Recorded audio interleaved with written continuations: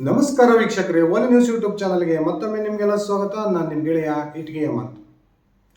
ದೇಶದ ಮಹಾ ಚುನಾವಣೆಗೆ ದಿನಗಣನೆ ಆರಂಭವಾಗಿರ್ತಕ್ಕಂಥ ಈ ಸಮಯದಲ್ಲಿಯೇ ಬಹುತೇಕ ಮೊದಲ ಹಂತದ ಲೋಕಸಭೆಯ ಮತದಾನಕ್ಕೆ ಇನ್ನೇನು ಕೆಲವೇ ದಿನಗಳು ಬಾಕಿ ಇರುವಂತೆಯೇ ಪ್ರತಿಷ್ಠಿತ ರಾಷ್ಟ್ರೀಯ ಸುದ್ದಿವಾಹಿನಿಗಳು ಇದೀಗ ಮುಂಬರ್ತಕ್ಕಂಥ ಲೋಕಸಭಾ ಚುನಾವಣೆಯ ಒಂದು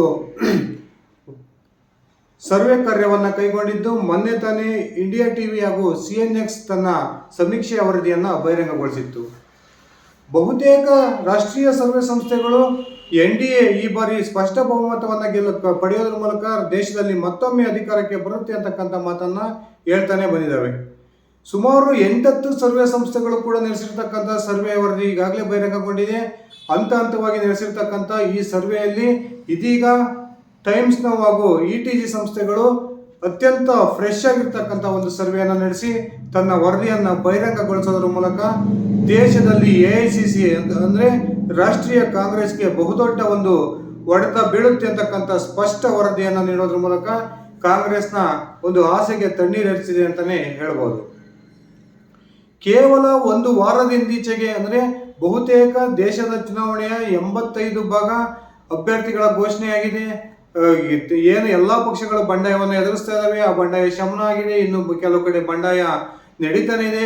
ಇದೆಲ್ಲ ಬೆಳವಣಿಗೆಗಳ ನಡುವೆ ಕೇವಲ ಒಂದು ವಾರದಿಂದೀಚೆಗೆ ನಡೆಸಿರ್ತಕ್ಕಂಥ ದೇಶದ ಮತದಾರರ ಒಂದು ಮನಸ್ಸನ್ನು ತಿಳಿಯತಕ್ಕಂಥ ಪ್ರಯತ್ನವನ್ನ ಟೈಮ್ಸ್ ನೌ ಹಾಗೂ ETG ಸಂಸ್ಥೆ ಒಂದು ಕೈ ಹಾಕಿದ್ದು ಇದೀಗ ತನ್ನ ವರದಿಯನ್ನು ನಿನ್ನೆ ತಾನೇ ಬಿಡುಗಡೆಗೊಳಿಸಿದೆ. ಮೊದಲ ಹಂತದ ಚುನಾವಣೆಗೆ ಇನ್ನೇನು ಕೆಲವೇ ದಿನಗಳು ಬಾಕಿ ಇದ್ದಾವೆ. ಈ ಸಂದರ್ಭದಲ್ಲಿ ನಡೆಸಿರ್ತಕ್ಕಂಥ ಸರ್ವೆ ಅದು ETG ಹಾಗೂ ಟೈಮ್ಸ್ ನೌ ಕೊಟ್ಟಿರ್ತಕ್ಕಂಥ ಒಂದು ರಿಪೋರ್ಟ್ ಬಹುತೇಕ ಒಂದು ಪಕ್ಕಾ ರಿಸಲ್ಟ್ ಅನ್ನ ಕೊಡಬಹುದು ಅಂತಕ್ಕಂಥ ನಿರೀಕ್ಷೆ ಕೂಡ ಇದೆ. ಬನ್ನಿ ಸ್ನೇಹಿತರೆ, ಹಾಗಾದ್ರೆ ಈ ಟೈಮ್ಸ್ ನೌ ಹಾಗೂ ETG ಸಂಸ್ಥೆ ಕೊಟ್ಟಿರ್ತಕ್ಕಂಥ ತನ್ನ ಸರ್ವೆಯ ವರದಿಯಲ್ಲಿ ಯಾವೆಲ್ಲ ಅಂಶಗಳನ್ನ ಬಹಿರಂಗಗೊಳಿಸಿದೆ, ದೇಶದಲ್ಲಿ ಈ ಬಾರಿ ಯಾವ ಒಂದು ಮೈತ್ರಿಕೂಟ ಅಧಿಕಾರಕ್ಕೆ ಬರುತ್ತೆ, ಸ್ವತಂತ್ರವಾಗಿ BJP ಗೆಲ್ಲುವ ಸ್ಥಾನಗಳೆಷ್ಟು, ಕಾಂಗ್ರೆಸ್ ಎಷ್ಟು ಸ್ಥಾನಗಳನ್ನು ಗೆಲ್ಬಹುದು, ಇತರ ಪಕ್ಷಗಳು ಎಷ್ಟು ಸ್ಥಾನಗಳನ್ನು ಗೆಲ್ಬಹುದು ತಿಳ್ಕೊಂಡು ಬರೋಣ.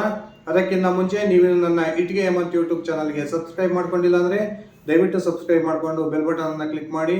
ನಾನು ಕೊಡ್ತಕ್ಕಂಥ ಮಾಹಿತಿ ನಿಮ್ಗೆ ಇಷ್ಟ ಆಗಿದ್ರೆ ಈ ವಿಡಿಯೋಗೆ ಲೈಕ್ ಮಾಡಿ, ಶೇರ್ ಮಾಡಿ, ಕಮೆಂಟ್ ಮಾಡಿ. ಮೊನ್ನೆ ತಾನೇ ಇಂಡಿಯಾ ಟಿವಿ ಹಾಗೂ CNX ತಮ್ಮ ಸಮೀಕ್ಷೆ ವರದಿಯನ್ನು ಬಹಿರಂಗಗೊಳಿಸಿತ್ತು.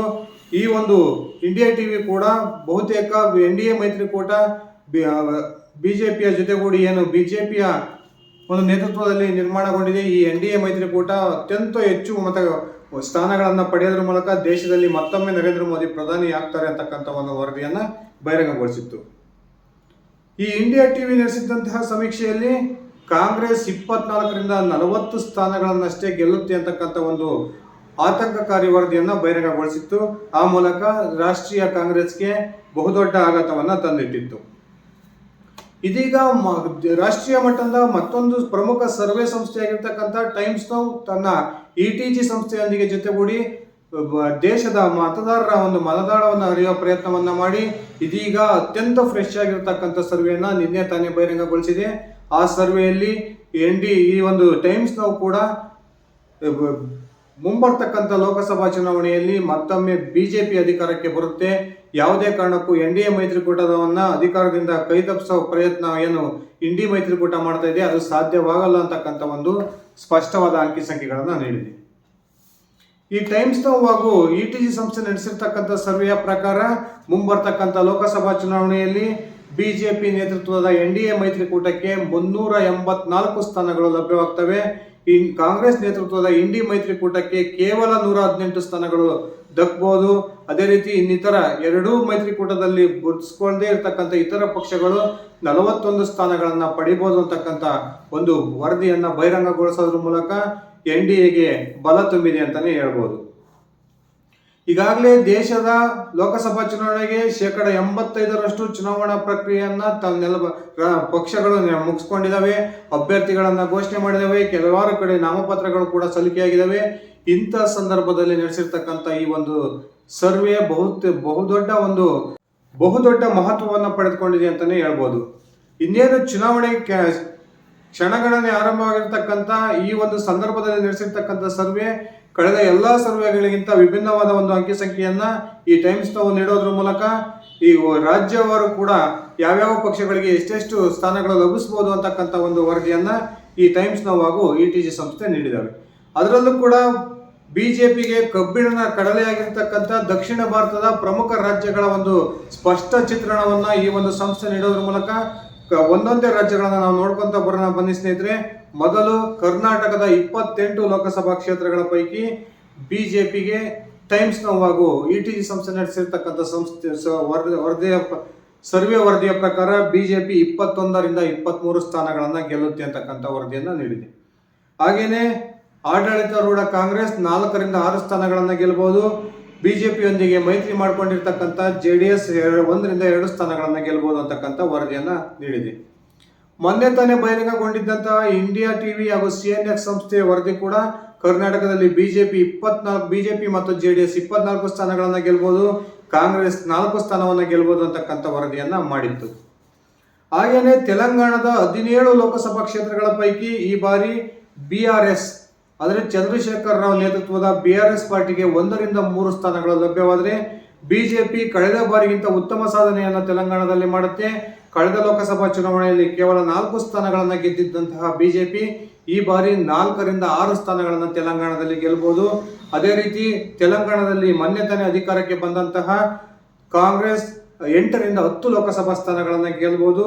ಅದೇ ರೀತಿ ಅಸಾದುದ್ದೀನ್ ಓವೈಸಿ ಅವರ ನೇತೃತ್ವದ AIM ಕೇವಲ 2 ಸ್ಥಾನಗಳನ್ನು ಗೆಲ್ಲಬಹುದು ಅಂತಕ್ಕಂಥ ವರದಿಯನ್ನು ಕೊಡೋದ್ರ ಮೂಲಕ ತೆಲಂಗಾಣದಲ್ಲಿ ಬಿಜೆಪಿ ಈ ಬಾರಿ ಉತ್ತಮ ಸಾಧನೆಯನ್ನ ಮಾಡೋ ಸಾಧ್ಯತೆ ಇದೆ ಅಂತಕ್ಕಂಥ ಒಂದು ಸ್ಪಷ್ಟ ಚಿತ್ರಣವನ್ನು ನೀಡಿದೆ.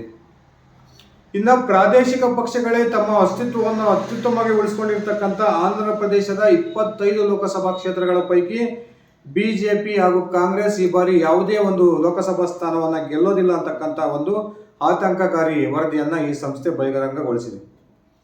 ಕಳೆದೆಲ್ಲ ರಾಷ್ಟ್ರೀಯ ಸರ್ವೆ ಸಂಸ್ಥೆಗಳು ನೀಡಿದ್ದಂತಹ ವರದಿಯಲ್ಲಿ ಈ ಬಾರಿ ತೆಲಂಗಾಣದಲ್ಲಿ TDP, ಜನಸೇನಾ ಹಾಗೂ ಬಿಜೆಪಿಯ ಮೈತ್ರಿಕೂಟಕ್ಕೆ ಒಂದು ಹೆಚ್ಚು ಸ್ಥಾನಗಳು ಲಭ್ಯವಾಗ್ತವೆ. ಆ ಮೂಲಕ ಸುಮಾರು 13ರಿಂದ 14 ಲೋಕಸಭಾ ಸ್ಥಾನಗಳನ್ನ ಚಂದ್ರಬಾಬು ನಾಯ್ಡು ನೇತೃತ್ವದ TDP ಹಾಗೂ ಪವನ್ ಕಲ್ಯಾಣ್ ನೇತೃತ್ವದ ಜನಸೇನಾ ಹಾಗೂ ಬಿಜೆಪಿಯ ಮೈತ್ರಿಕೂಟ ಗೆಲ್ಲುತ್ತೆ ಅಂತಕ್ಕಂಥ ವರದಿಗಳನ್ನ ಬಹಿರಂಗಗೊಳಿಸಿದ್ವು. ಆದರೆ ಇದೀಗ ಟೈಮ್ಸ್ ನಾವು ಕೊಟ್ಟಿರ್ತಕ್ಕಂಥ ವರದಿಯ ಪ್ರಕಾರ ಆಂಧ್ರದ 25 ಲೋಕಸಭಾ ಕ್ಷೇತ್ರಗಳ ಪೈಕಿ ಜಗನ್ಮೋಹನ್ ರೆಡ್ಡಿ ನೇತೃತ್ವದ YSRCP 21ರಿಂದ 22 ಲೋಕಸಭಾ ಕ್ಷೇತ್ರಗಳನ್ನ ಗೆಲ್ಲುತ್ತೆ. ಜನಸೇನಾ ಹಾಗೂ TDP ಕೇವಲ 3ರಿಂದ 4 ಸ್ಥಾನಗಳನ್ನ ಗೆಲ್ಲುತ್ತೆ ಅಂತಕ್ಕಂಥ ವರದಿಯನ್ನು ನೀಡೋದ್ರ ಮೂಲಕ ಚಂದ್ರಬಾಬು ನಾಯ್ಡು ಅವರಿಗೆ ಬಹುದೊಡ್ಡ ಆತಂಕವನ್ನ ತಂದಿಟ್ಟಿದೆ. ಇನ್ನು ತೀವ್ರ ಕುತೂಹಲವನ್ನ ಕೇಳಿಸಿರ್ತಕ್ಕಂಥ ತಮಿಳುನಾಡಿನ 39 ಲೋಕಸಭಾ ಕ್ಷೇತ್ರಗಳ ಪೈಕಿ ಈ ಬಾರಿ ಬಿಜೆಪಿ ಅತ್ಯುತ್ತಮ ಸಾಧನೆಯನ್ನ ಮಾಡುತ್ತೆ. ಬಿಜೆಪಿಯ ವೋಟ್ ಶೇರಿಂಗ್ 2 ಅಂಕಿಯನ್ನು ದಾಟುತ್ತೆ. ಸರಿಸುಮಾರು 20% ಮತವನ್ನ ಬಿಜೆಪಿ ಪಡಿಬಹುದು ಅಂತಕ್ಕಂಥ ವರದಿಯನ್ನ ಈ ಒಂದು ಟೈಮ್ಸ್ ನೌ ಸಂಸ್ಥೆ ನೀಡೋದ್ರ ಮೂಲಕ ಬಿಜೆಪಿಗೆ ಬಹುದೊಡ್ಡ ಬೂಸ್ಟ್ ಅನ್ನ ತಮಿಳುನಾಡಲ್ಲಿ ಕೊಟ್ಟಿದೆ ಅಂತಾನೆ ಹೇಳ್ಬೋದು. ಸರಿಸುಮಾರು 18ರಿಂದ 20% ಮತಗಳನ್ನ ಪಡೆಯತಕ್ಕಂಥ ಬಿಜೆಪಿ ತಮಿಳುನಾಡಿನ 39 ಲೋಕಸಭಾ ಕ್ಷೇತ್ರಗಳ ಪೈಕಿ 2ರಿಂದ 6 ಲೋಕಸಭಾ ಕ್ಷೇತ್ರಗಳನ್ನ ಗೆಲ್ಲೋದ್ರ ಮೂಲಕ ತಮಿಳುನಾಡಿನಲ್ಲಿ 2ನೇ ಒಂದು ದೊಡ್ಡ ಪಕ್ಷವಾಗಿ ಹೊರಹೊಮ್ಮುತ್ತೆ. ಕಾಂಗ್ರೆಸ್ 5ರಿಂದ 7 ಸ್ಥಾನಗಳನ್ನು ಗೆಲ್ಲೋದಕ್ಕೆ ಶಕ್ತವಾಗುತ್ತೆ. ಹಾಗೇನೆ DMK ಆಡಳಿತ ಏನು ತಮಿಳುನಾಡಿನಲ್ಲಿ ಈಗಾಗಲೇ ಅಧಿಕಾರದಲ್ಲಿದೆ, ಸ್ಟಾಲಿನ್ ಅವರ ನೇತೃತ್ವದ DMK 21ರಿಂದ 22 ಸ್ಥಾನಗಳನ್ನು ಗೆಲ್ಲುತ್ತೆ. AIADMK ಭಾರಿ ಹೀನಾಯ ಪರಿಸ್ಥಿತಿಗೆ ಹೋಗಿ ಈ ಬಾರಿ ಕೇವಲ 1ರಿಂದ 3 ಸ್ಥಾನಗಳನ್ನಷ್ಟೇ ಗೆಲ್ಲೋದಕ್ಕೆ ಸಾಧ್ಯವಾಗುತ್ತೆ. ಹಾಗೂ ಇನ್ನಿತರ ಎಲ್ಲ ಪಕ್ಷಗಳು ಸೇರಿ ಸುಮಾರು 4ರಿಂದ 5 ಸ್ಥಾನಗಳನ್ನು ಗೆಲ್ಲಬಹುದು ಅಂತಕ್ಕಂಥ ವರದಿಯನ್ನ ಈ ಒಂದು ಟೈಮ್ಸ್ ನೌ ಸಂಸ್ಥೆ ನೀಡೋದ್ರ ಮೂಲಕ ಬಿಜೆಪಿಗೆ ತಮಿಳುನಾಡಿನಲ್ಲಿ ಭರ್ಜರಿ ಫಸಲು ಬರುತ್ತೆ. ಆ ಮೂಲಕ ಈಗಾಗಲೇ ಇಡೀ ತಮಿಳುನಾಡಿನಾದ್ಯಂತ ಪಾದಯಾತ್ರೆಯನ್ನ ಮಾಡಿದ್ದಂತಹ ಅಣ್ಣಾಮಲೈ ಅವರ ಒಂದು ಶ್ರಮಕ್ಕೆ ಈ ಬಾರಿ ತಮಿಳುನಾಡಿನ ಜನ ಉತ್ತಮವಾದ ಕೊಡುಗೆಯನ್ನ ಕೊಡ್ತಾರೆ ಅಂತಕ್ಕಂಥ ಒಂದು ಸ್ಪಷ್ಟವಾದ ಸಂದೇಶವನ್ನ ಈ ಒಂದು ಟೈಮ್ಸ್ ನೌ ಹಾಗೂ ETG ಸಂಸ್ಥೆ ನೀಡಿದೆ. ಇನ್ನ ಕೇರಳದಲ್ಲಿ ಬಿಜೆಪಿ ಈ ಬಾರಿ ಖಾತೆಯನ್ನ ತೆರೆಯುತ್ತೆ. ಅತ್ಯಂತ ವಿಶೇಷವಾದ ಒಂದು ವರದಿ ಇದು. ಬಿಜೆಪಿ ಇವತ್ತರೆಗೂ ಕೂಡ ಕೇರಳದಲ್ಲಿ ಇತ್ತೀಚಿನ ಚುನಾವಣೆಗಳಲ್ಲಿ ಖಾತೆಯನ್ನು ತೆರೆಯೋದಕ್ಕೆ ಸಾಧ್ಯವಾಗಿರಲಿಲ್ಲ. ಈ ಬಾರಿ ಕೇರಳದಲ್ಲಿ ಬಿಜೆಪಿ ಖಾತೆಯನ್ನು ತೆರೆಯುತ್ತೆ. ಕೇರಳದ 20 ಲೋಕಸಭಾ ಕ್ಷೇತ್ರಗಳ ಪೈಕಿ ಬಿಜೆಪಿ ಈ ಬಾರಿ 0ಯಿಂದ 1 ಸ್ಥಾನವನ್ನ ಗಳಿಸಬಹುದು. ಹಾಗೇನೆ ಕಾಂಗ್ರೆಸ್ ಏನು ಇಲ್ಲಿ ಕಾಂಗ್ರೆಸ್ನ ವರಿಷ್ಠ ರಾಹುಲ್ ಗಾಂಧಿ ಅವರು ವಯನಾಡಿನಿಂದ ಸ್ಪರ್ಧೆ ಮಾಡ್ತಾ ಇದ್ದಾರೆ. ಆ ಒಂದು ಕಾರಣಕ್ಕೆ ಕಾಂಗ್ರೆಸ್ ಕೇರಳದಲ್ಲಿ 8ರಿಂದ 10 ಸ್ಥಾನಗಳನ್ನು ಗೆಲ್ಬೋದು.